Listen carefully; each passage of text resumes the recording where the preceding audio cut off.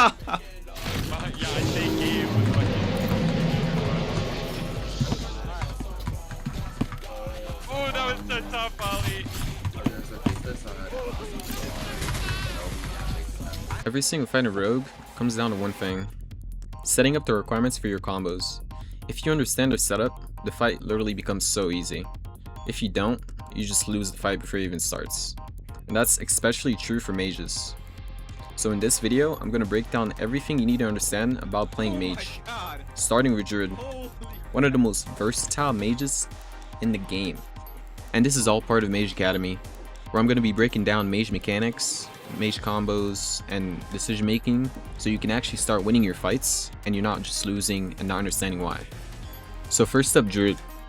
Druid is one of the strongest mage classes in Rogue because of how flexible it is. Like, it has so much mobility, sustain, zoning, and has some of the most consistent combo setups in the game. But to use it properly, you need to understand three things first: your race synergy, your core abilities, and the requirements to actually land your combos. Now let's talk about race synergy, which it mainly comes down to three races that stand out the most: Lineage, Morvid, Dizin, with an honorable mention to Construct. Lineage excels in offense, while Morvid is just brain dead for defense, and Dizin is like a hybrid of the two. And Construct can be a hybrid depending on how you play it, but it just doesn't really compare to the other three. Later in the video, I'm going to touch on more on why offense and defense matter depending on how you play Druid, but for now, just know that those three races are the most consistent. And everything below A tier, except for like Navrin, Hassledon, generally isn't worth playing unless you're good enough to outweigh their weaknesses, which usually comes down to survivability. And if you want specific advice about your race, you can always join the Mage Academy Discord and ask one of the instructors during coaching sessions or in chat. Okay, now moving on to getting started on Druid. I want you guys to read this screenshot, which is in Mage Academy. This will teach you about all the mage fundamentals that you need to know for any mage. And I'm going to be focusing on how you can use these mechanics on Druid. So first off, mana control. Mana control is something you need to understand on Druid because unlike other mages, Druid focuses more on maintaining mana while chaining abilities during fights, while other mages, for example, let's say Elu, when you use a skill like Dominus, it resets your mana to 0, but when you use Viridian, it doesn't go down at all. You can immediately charge mana and you'll go back straight to full, which is really good on Druid because you're able to do combos like Viridian, Action Surge, Ignis, Gelly, into Snap Perk. Druid just has so much freedom, like for combo setups, it's just insane. Now, I just told you one of the things you guys can do to actually have good mana control, which is immediately pressing G after using a spell like Viridian, or Floresco even. Another thing you can do is Spear Dashing. It's literally you need Spear Dash, on any mage. And using Spear Dash with spells like Viridian, as you saw right there, I used Spear Dash and then Viridian at the end, which allowed me to close the gap while charging mana at the same time to be able to use Viridian, which is really good. And you should also do the same thing with Floresco. Once you master that, you will definitely have mana control down. So let's move on to movement. Now for movement, it really is all just game sense. Predicting your enemy's movement and punishing them by dash Florescoing or Viridianing, but there are some things you need to know how to do. Some of the things you should practice for good movement on Druid is run casting off your ragdolls, for example. Let's say you Viridian Ignis someone. In order to get to them on time, you have to run cast Gelly. So you definitely want to get that down. And you should also be practicing maximizing every snap Floresco and not just throwing them out for no reason. And lastly, absolutely abuse your terrain. Playing in small, tight spaces is literally like a domain expansion that guarantees your Floresco to hit. Basically, movement on Druid is just forcing your enemy to fight on your terms, to be able to predict where they're going and take advantage of it. Now, moving on to combat, as a beginner, you should keep things simple and focus on mastering your fundamentals. This means simple combos like Viridian Action Surge Shalom or Floresco Action Surge, and the basic Ignis Ragdoll combos. You should not be doing any risky or fancy combos yet, because you don't even understand the requirements to use them effectively. And survivability rules Gaia, which is why 70% of druids are morbid, because it's literally just unkillable. So your main goal early on should be learning how to survive fights and learning how to fight different classes. You should learn these first before worrying about advanced combos. If you can chain simple combos consistently while surviving, then you're already bringing crazy value to any fight or gank. Now I'm gonna go quickly over all the druid's abilities, making sure you guys know all the use cases for them.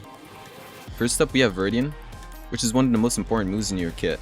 Offensively, it's a combo starter for Action Surge, Talorum, or Ragdoll combos into perk, but it can also be used to catch people in walls or cheese them into void.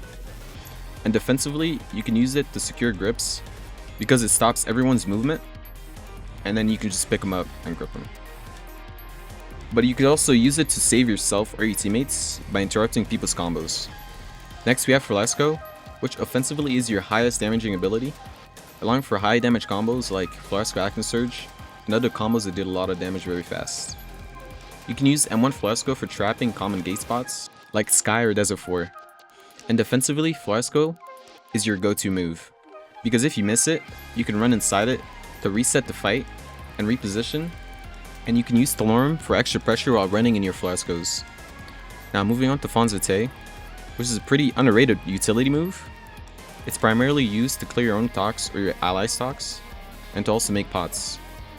But offensively is where it's really underrated. Because Snap Fonz Vitae has a really big range, you should be using it to finish off enemies from far away that have stocks. And defensively it's also really underrated. If you pair with M1 Flasco and use M1 Fonz Vitae, you can actually have the best trap setup in the game. Normally when you're making pots, you sometimes mess up and it causes an explosion. You can use this to your advantage by putting an Orchid Leaf inside, which guarantees an explosion that does 50% of your enemy's HP. And putting an M1 Flasco trap makes it so they can't mana shield it at all. And you can just spam it with no cooldown. It's just brain dead. Next up is Spliflora, which is a crown control move. You can usually spam this move during fights to apply cheap damage, and this also gives them 1% tox each proc, which means you can pair this up with Snap Fonz Vitae, which can be used to finish up people that are low on water or something like that. Now moving up to playstyles, Druid has 3 main playstyles. I play Val, so I'm going to use Val terms to describe them. But the 3 playstyles are Duelist, Sentinel, and Initiator. You can swap between each one whenever you want, but I recommend just sticking to one. And after you master one, then you can switch to whichever one you like to learn next. Now let's go over what these terms are. Duelist is all about being aggressive, self-sufficient. You are not a support. You should only be focusing on getting kills and taking first engagements. And Initiator is all about setting up your teammates. So instead of securing kills, basically your job is just to be a Chud and start combos for your team, aka being a Viridian ult. And Sentinel is just about playing passive, being patient, and punishing people's mistakes. This is most compatible with Morbid, while Duelist is most compatible with Dinakiri. And Initiator is most compatible with the Zen, which are the top 3 races. Now on to beginner combos. I'm going to show you guys all the combos you should learn and practice. These will be simple and reliable combos, nothing crazy. And first up, let's do ragdoll combos. Whenever you land a clean Viridian, you can do a basic follow-up such as M2 Ignis, into Perk, into Geli, and etc. Just practice getting the timing of M2 Ignis and M2 Geli. A tip I can give for that is when you M2 Ignis, when your mana reaches 50% again, that's when you M2 Geli. And it will be perfect timing, but you can also just memorize the timing without going off your mana. Alright, now the first practical combo is plain and simple, Flasco Action Surge. It's going to be one of your highest damaging beginner combos, and you don't have to worry about doing Flasco Action Surge Talorum, since that's just too advanced for beginners. All you need to practice is blocking after your Flasco Action Surge, so you don't get punished by Get Up Hyper Armor. The next combo is Viridian Action Surge Talorum, which is your easiest combo to land. If you're struggling with landing Talorum, make sure you practice your mana control fundamentals and keep holding G after you cast Viridian, till you hit 100%. Then you will have enough mana to cast Talorum. And then we have Viridian Action Surge Geli into Perk combo, which will be your go-to combo if you're running Snap Perk. It's pretty self-explanatory. The only tip I can give is looking where their back is facing, because that will tell you the direction of where the Gel will ragdoll them. And that's all the combos I think beginner druids should know until they get better at their mechanics. If you want to learn how you can move up and become intermediate, or even an advanced druid player, make sure you join Mage Academy Discord server, which will be linked in the description of this video. We have experienced instructors who are ready to take you to the next level. Once you join, you will find learning channels with detailed tips and guides that go way more in depth than I did in this video. And also a ticket system where you can book sessions to get personalized private coaching with our instructors. And you're probably wondering why I decided to make Mage Academy. It's as simple as I just wanted to help new players learn how to play Mage, and create a place where they had all the resources needed to reach their full potential. And with the Mage nerfs coming next balance update, I wanted to help raise the overall skill level of all mages in Gaia, so people don't abandon Mage after the nerfs. Anyways, if you guys enjoyed this video, please hit that like button and subscribe button because I put a lot of work into making this video, and I would really appreciate the support. And I also want to give a huge thanks to everyone who helped build Mage Academy, because it definitely wouldn't have been possible without them. I appreciate you guys. Anyways, good luck with your Mage progressions, and I'll see you guys in the next video.